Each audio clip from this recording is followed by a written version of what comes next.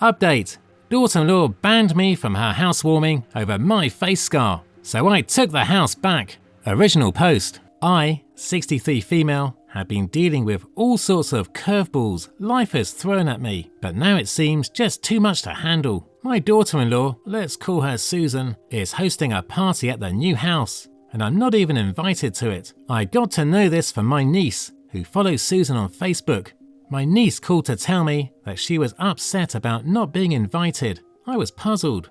Like, what invitation and what party? She was shocked that I knew nothing about a grand party Susan was throwing at the new house. I asked her if she was sure that it was a housewarming party. Perhaps it could be something else. Then she sent me the screenshot of a story Susan had put up with the decoration stating, "Happy home! 1 week to go for the celebration.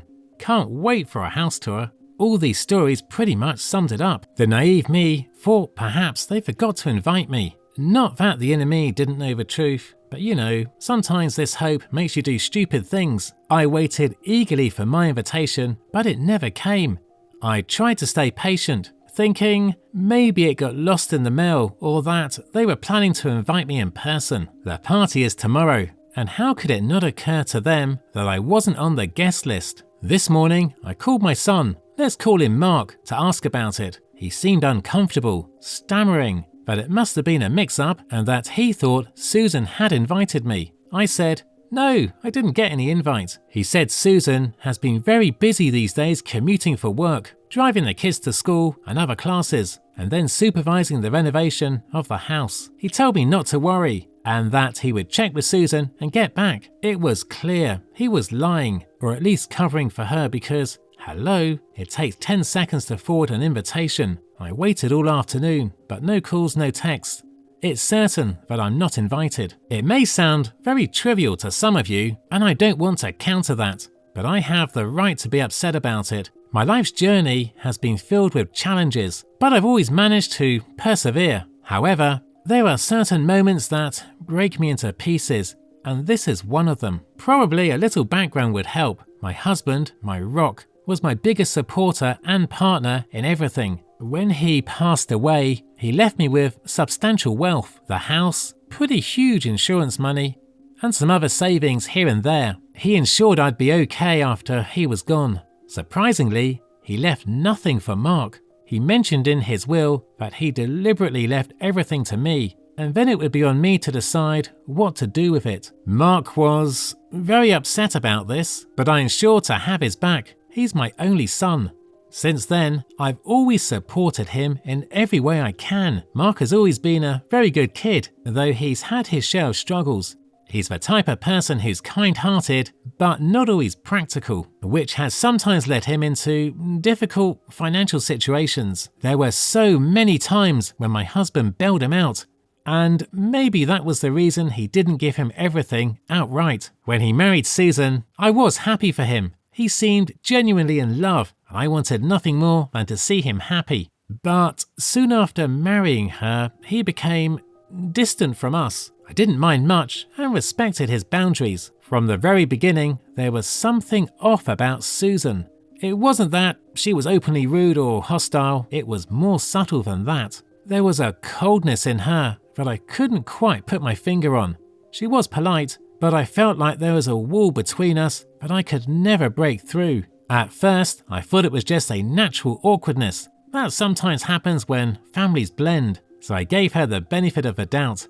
I tried to be friendly, tried to involve her in family activities, but she always kept her distance. Then came the accident. A few years ago, I was driving home from somewhere when a drunk driver swerved into my lane. The impact was severe, and I was left with a large scar on the left side of my face. It wasn't just any scar, it was jagged and noticeable, something that surgery couldn't fully fix. I remember looking at myself in the mirror for the first time after the bandages came off, and I barely recognized the woman staring back at me. It was a difficult adjustment, but over time, I learned to accept it. I knew that my worth wasn't defined by my appearance, even if the world sometimes tried to convince me otherwise. However, it quickly became apparent that Susan couldn't accept it. After the accident, her already chilly demeanor grew even colder. She would make excuses not to visit, claiming she was busy with work and that the kids had activities.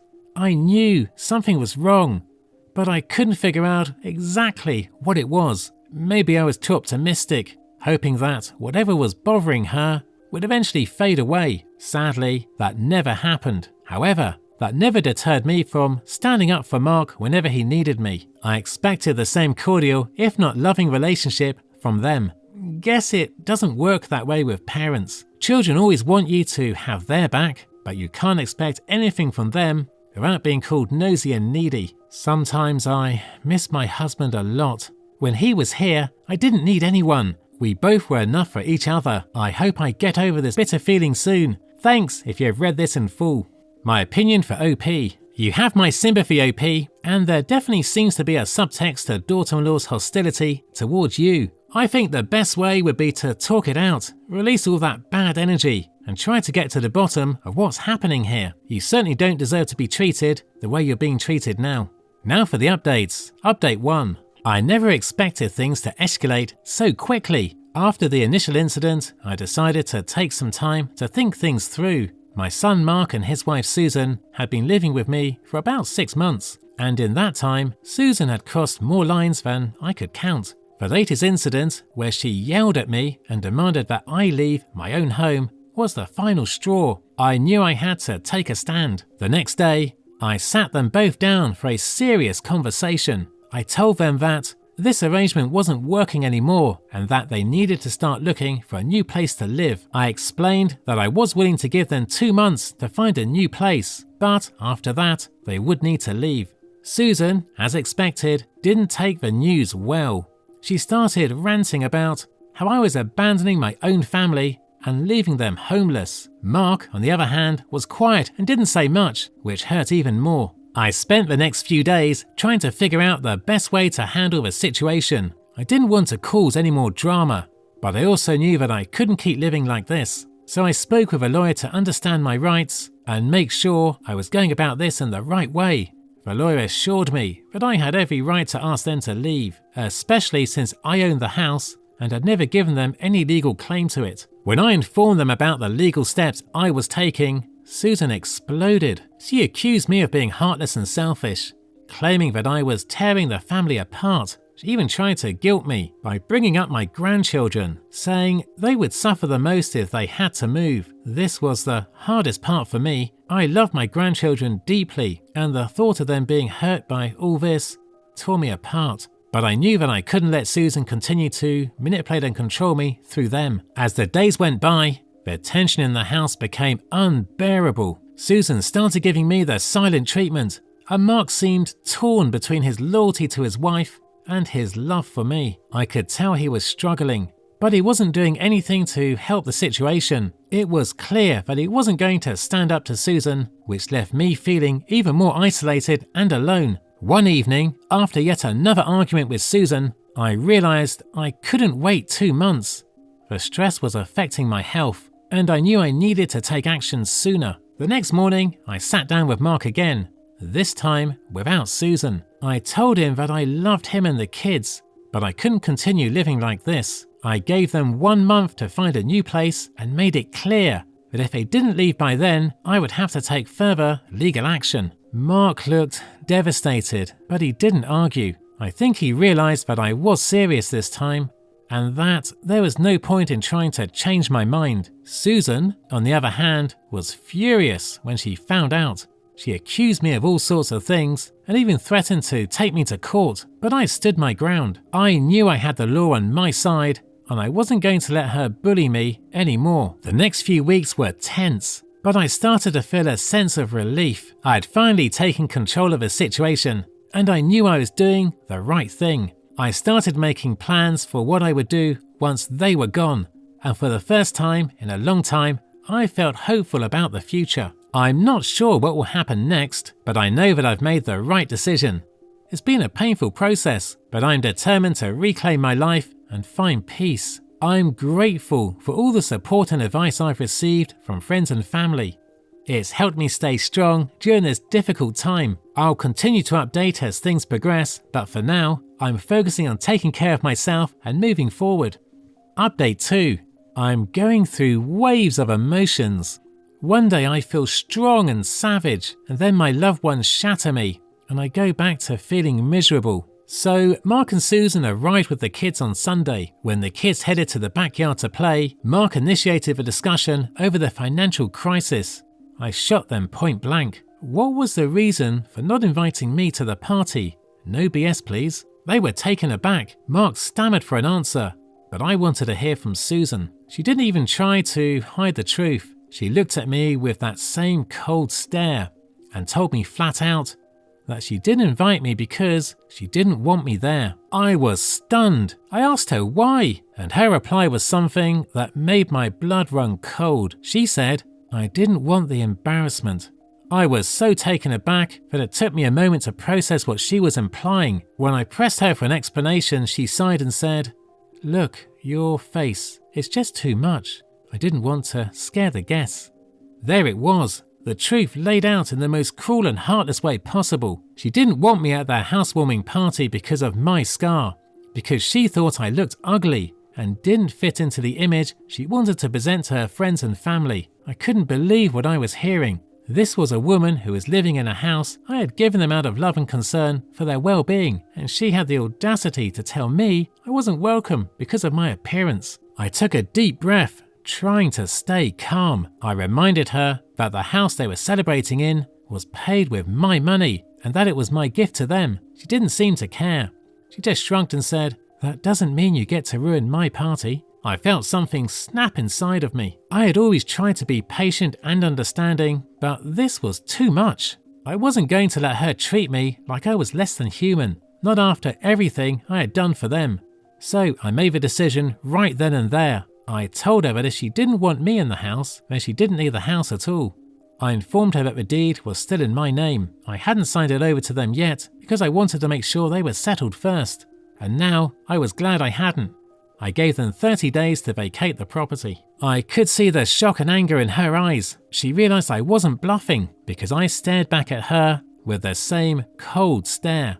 She stood up, yelling, but I couldn't take it back. I said, "I can and will." She called out for the kids to come and said, "We're leaving, Mark, let's go." She tried to walk past me, but I stopped her and said, "If you're leaving now, make sure you don't come back. The house will be locked and I won't let you in until you're ready to pack up your stuff and go." Mark tried to calm her down, but she was fuming. She didn't say another word to me. I could see the gears turning in her head, probably thinking of ways to get back at me, but I was done caring. I'm reclaiming my life. And if that means cutting ties with a son who let his wife treat me like this, so be it. They left, and I haven't heard from them since. I'm not sure what's going to happen next, but I feel like I've finally taken control of the situation. If this is the price I have to pay for my self-respect, I'm willing to pay it. It's heartbreaking, but I'm determined to move on. I'm grateful to everyone here who's shown me some support. I'll continue updating when I can.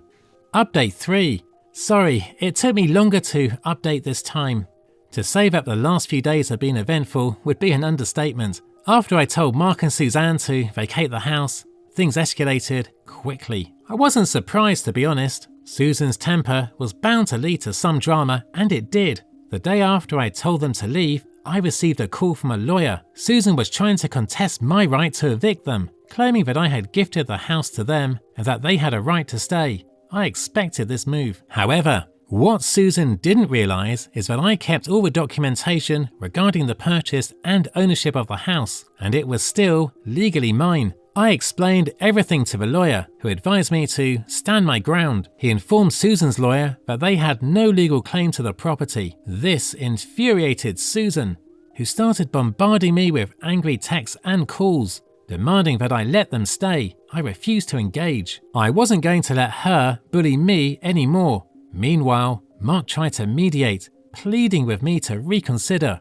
He was worried about the kids and how this was affecting them. As much as I love my grandchildren, I knew I had to stay firm. Mark's enabling of Susan's behavior only made things worse. When they realized I wasn't going to budge, Susan's next move was to try and rally the family against me. She contacted my siblings, my nieces and nephews, and even some of my friends, spinning a sob story about how I was kicking them out and leaving them homeless. This caused a lot of drama. Some of my relatives called me furious, accusing me of being heartless. But when I explained the whole situation, most of them understood and supported my decision. A few were still upset, but I couldn't worry about pleasing everyone. It all came to a head last night when Susan showed up at my door with the kids unannounced. She demanded to talk, but I wasn't interested in having a conversation. She was using the kids to get to me, hoping that their presence would soften me. It didn't work. I told her I wasn't changing my mind and that they needed to leave the house. She started screaming, calling me all sorts of names, trying to provoke me, but I stayed calm. I told her that I wouldn't be spoken to in that way in my own home and that she needed to leave. When she refused, I called the police. It broke my heart to see my grandkids crying as their mother was escorted out, but I had no choice. I had to protect myself. This morning, I got a call from Mark. He was apologetic, saying that he didn't know what had gotten into Susan and that he was trying to figure things out. I told him I loved him and the kids, but I couldn't let them stay in the house any longer. He sounded defeated and asked if there's anything he could do to make things right.